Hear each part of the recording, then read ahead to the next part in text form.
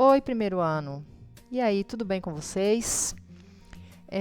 Nós vamos continuar em nossa aula de língua portuguesa o estudo dos gêneros literários. A gente já trabalhou na proposta anterior com o gênero épico e o gênero dramático.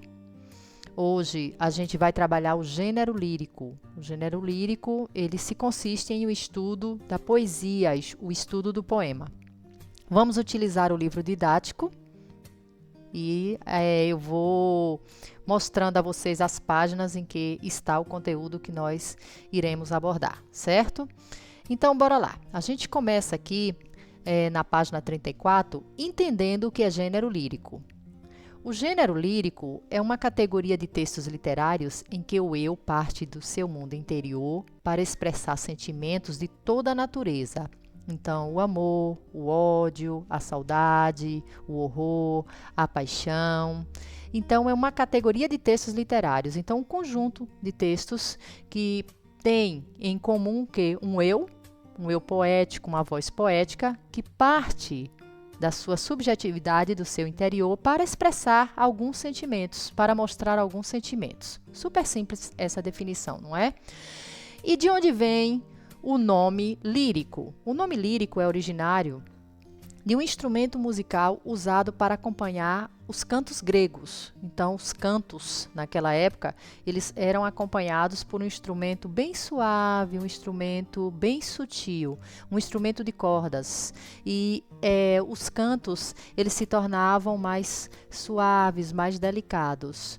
A poesia também passou a ser acompanhada por esse instrumento musical e depois houve uma separação. Com essa separação, passou-se a valorizar mais o conteúdo, mais a palavra, porque quando a poesia era acompanhada pelo instrumento musical, havia uma dispersão, as pessoas ficavam mais ligadas àquele som suave e a poesia não era tão rica. Então, ela passa a ser mais rica, ela passa a ser mais valorizada, passa-se a valorizar mais a palavra ao invés do som.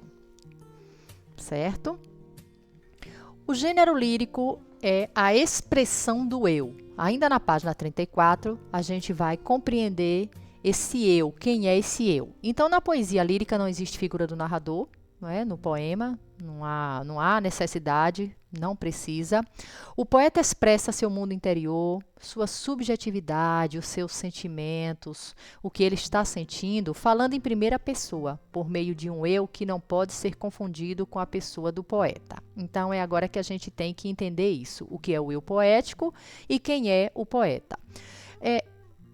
Esse eu poético, ele pode receber várias denominações. Eu lírico, eu poético, eu sujeito, eu poemático, sujeito poemático ou eu fictício. Então, assim, qual a diferença entre o eu poético e o poeta? O poeta, ele escreve. E o eu poético, gente, é a voz que está no poema, é o sentimento que está no poema. Como assim? Como isso se dá, professora? Coloque um exemplo. Jussiane escreve um poema. Jussiane, no dia que escreveu um poema sobre a vida, Jussiane estava alegre. Porém, o conteúdo que está no poema é triste. É super melancólico. Então, gente, o eu poético ou o eu lírico é essa voz que está no poema, é essa pessoa, esse personagem que falou no poema. Jussiane estava alegre no dia que ela escreveu, bem alegre, mas o seu poema é triste. Ao passo que eu também possa estar triste e escrever um poema alegre. Então, fica parecendo que são duas pessoas, não é isso? Uma pessoa alegre, mas que escreveu um texto triste. Sim, é uma pessoa alegre, mas a sua voz naquele texto, o seu sentimento naquele texto é de tristeza. Então, aí é o eu poético. Por isso que tem vezes que dizem assim, fulano quando escreveu isso estava apaixonado. Não, ele não estava apaixonado. Ele podia estar odiando o mundo, mas ele escreveu um texto apaixonado. Por quê, gente? Porque quem está falando no texto é uma voz poética. Quem está falando no texto é um eu lírico. Então, a diferença basicamente é essa. Poema e poesia são a mesma coisa? Essa também é uma dúvida bem comum, é uma dúvida que as pessoas têm constantemente. A poesia é a arte de criar as imagens, a arte de sugerir emoções, né, assim, por meio de uma linguagem em que vamos ter uma combinação de ritmos, de sons, de significados. Isso é a poesia. Então, quando a gente lê um texto, a gente acaba formando algumas imagens, a gente acaba observando que tem um ritmo, porque tem as rimas, ou pode não ter. A gente vê que há umas figuras de linguagem, né, que faz com que a gente se emocione, ou que a gente fique triste, ou que a gente sinta raiva. Então, a poesia é aquelas imagens, é aquilo que o texto nos passa. O poema é a estrutura. Então, eu vou ler um poema que tem 3 estrofes e tem, no caso, 8 versos. Então, pessoinhas, a gente vai entender o seguinte: a poesia, ela pode estar em qualquer lugar, ela pode estar num filme, numa música, porque é a emoção que o texto passa para a gente. A poesia, como eu digo, para ficar bem mais fácil, né, nas minhas aulas sobre poema, é o conteúdo e o poema é a estrutura. Então, eu observo um texto e digo, poxa, esse aqui é um poema que tem... é um poema longo, é um poema que tem muitas estrofes. Então, observe, isso aí não passou emoção nenhuma para mim. Mas a partir do momento que eu começo a ler, que eu vejo que o poema fala sobre a vida, que eu vejo que o poema fala sobre o universo, sobre o sentimento das pessoas, eu digo, poxa, que poesia linda. Então, a poesia é o conteúdo, é a emoção que ela nos transmite, é o sentimento que ela nos transmite. E, claro, o poema, a forma, como já havia falado para vocês. Super simples essa diferença, super prática essa diferença, certo? Aí tem um exemplo para a gente ver. Então, poema, ó, essa estrutura aí, tá vendo? Eu tenho 14 versos, que é cada linha dessas, e eu vou ter aí 4 estrofes. Então, isso é o poema, ó. Aqui eu tenho um poema. Agora, do que é que fala esse poema? Qual é a poesia que esse poema traz? Então, aí, quando a gente vai ler o poema, a gente observa, né? Amor é fogo que arde sem se ver, é ferida que dói, não se sente. Então, é um poema que traz uma poesia sobre o amor, que fala do amor. Então, a poesia é o sentimento que ele passa, é o conteúdo que ele passa, é sobre o que ele fala. Então, é um poema que fala do amor universal, do amor entre as pessoas, do amor de uma forma ampla, do amor de uma forma muito bonita e muito pura. Então, só o exemplo aí para vocês verem no texto de Luís de Camões, que se quiserem depois terminar a leitura, está na página 35. Características do poema. O poema ele é composto, né, por algumas características que o diferencia de outros tipos de textos, dos textos narrativos, o diferencia dos textos épicos, que são aqueles poemas longos, aqueles poemas que contam histórias dos grandes heróis. Os poemas, eles têm uma característica diferenciada de outros textos. Então, a primeira característica que a gente tem é que eles são formados por versos, não é?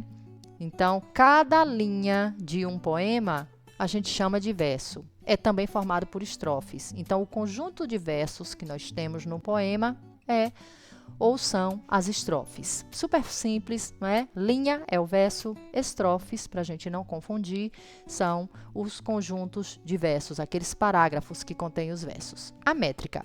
A métrica, o que é isso? É um número de sílabas poéticas de um poema. Quando os grandes poetas eles escrevem os seus textos, eles não fazem, talvez assim como a gente faça. Sente e escreva um texto sem pensar no tamanho, sem pensar nas sílabas poéticas, sem pensar no ritmo. Então, eles pensam numa métrica, ou seja, eles escolhem palavras que têm sílabas mais fortes, escolhem palavras que têm sílabas mais fracas, para que criem um ritmo dentro do poema. Assim também são alguns compositores na hora de fazer a sua música. Eles escolhem, né, as palavras, eles escolhem para dar um ritmo, eles escolhem com cuidado, com muito cuidado, para poder a música ter um ritmo, assim também a poesia.